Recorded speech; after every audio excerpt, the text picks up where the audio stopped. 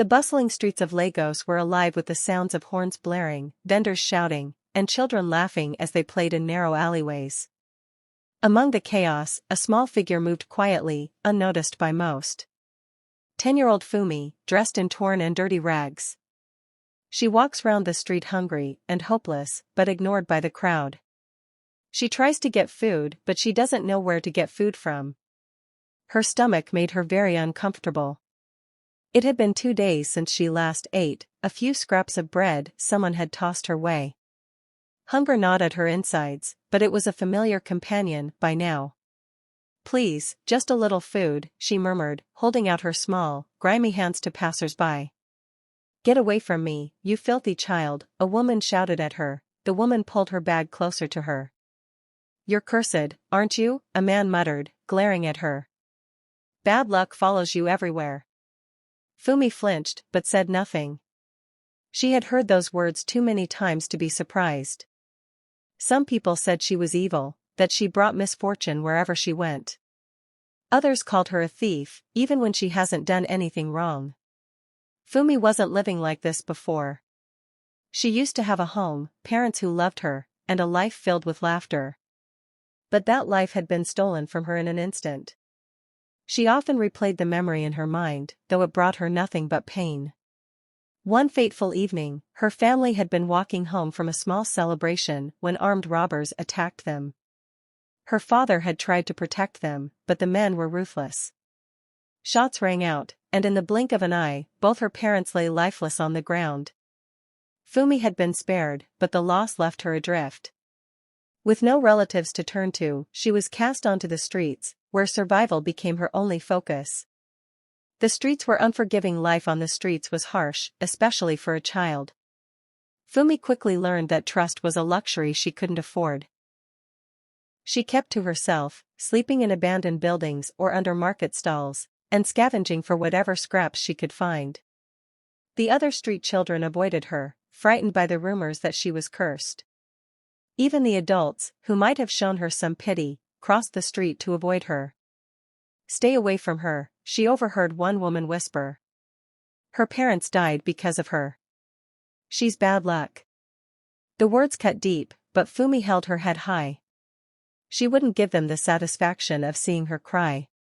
One evening, as the sun dipped below the horizon and the city lights began to twinkle, Fumi sat on the steps of an old church, clutching her knees to her chest. Her stomach growled again, but she ignored it, staring blankly at the ground. "Are you hungry, child?" a soft voice asked. Fumi looked up to see a woman standing before her.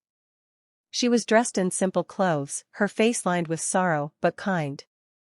There was something different about her, a warmth in her eyes that Fumi hadn't seen in a long time. "Yes," Fumi said cautiously. "I haven't eaten in days." The woman knelt down to her level. "My name is Adora," she said gently. "What's your name?" "Fumi," she whispered. Adora studied her for a moment, then sat beside her on the steps. "I know what it's like to be hungry, to feel like the world has turned its back on you," she said. "I've been there too." Fumi's curiosity was piqued. "You have?" Adora nodded. "I lost my husband and children in one terrible day.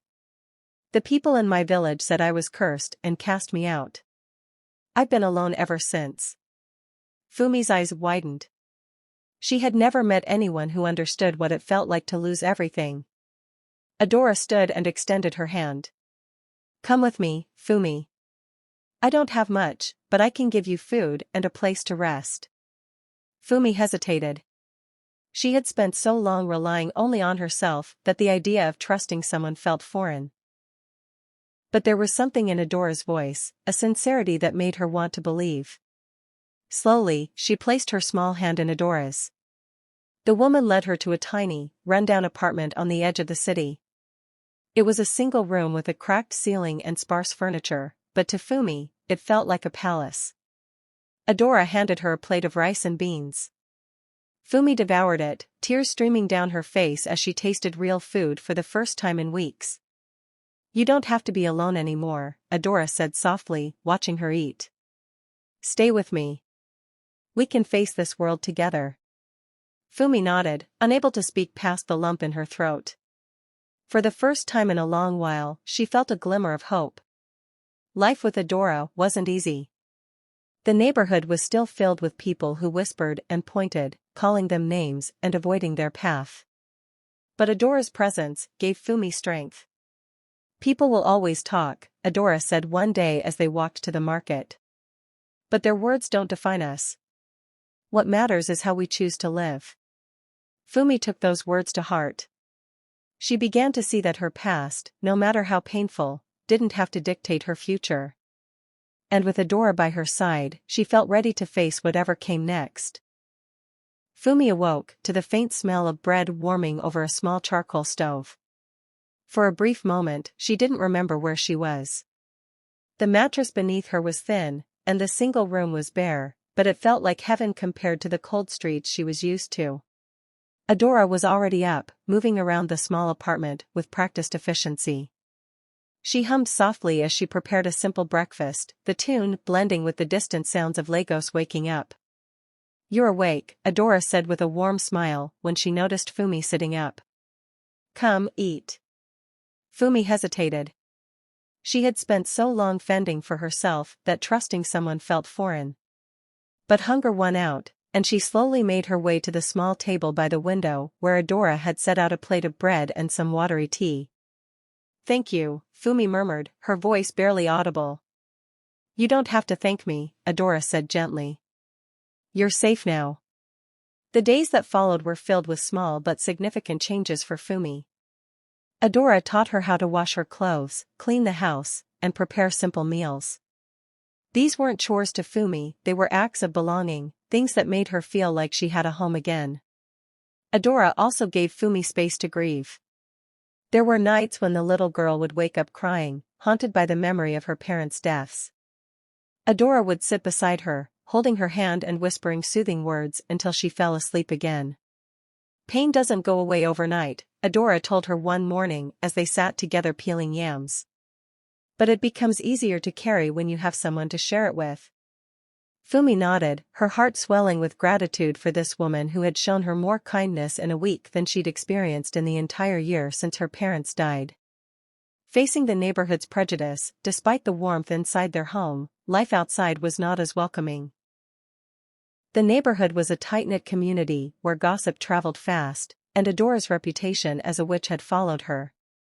People whispered behind their backs as they walked to the market.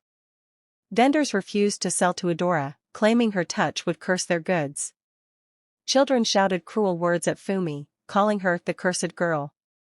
One day, as Fumi was returning from fetching water, a group of boys blocked her path.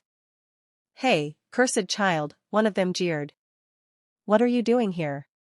Shouldn't you be in the forest with the other witches?" Fumi clenched her fists, her face burning with anger and humiliation.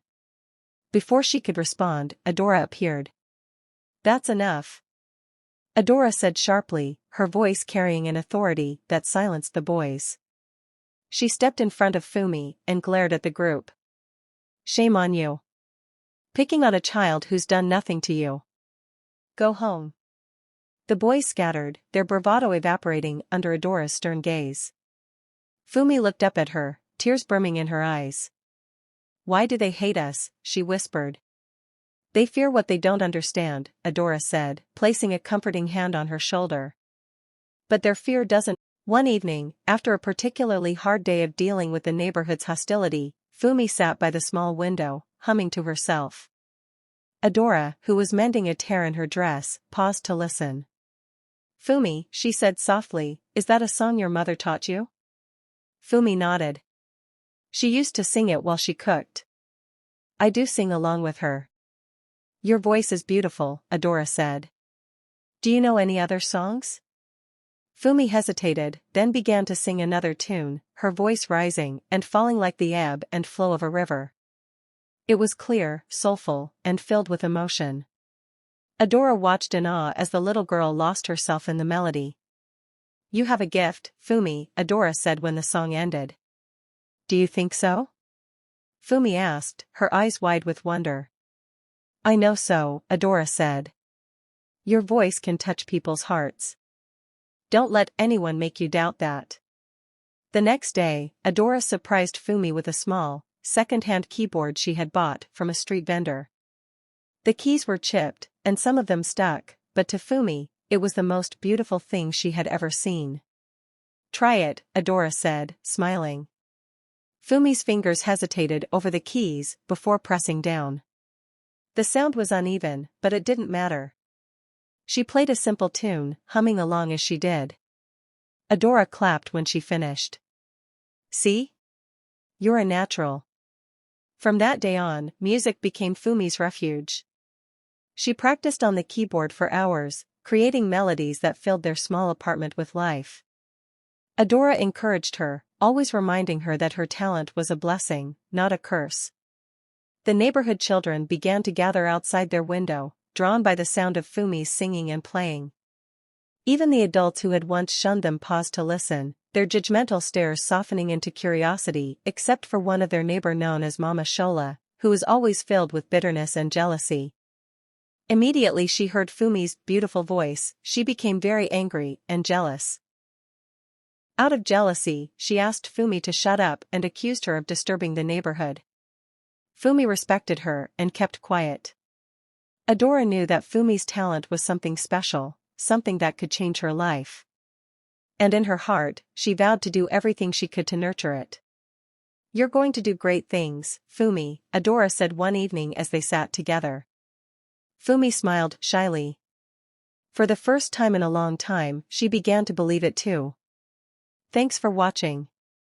Please like, share, comment and subscribe.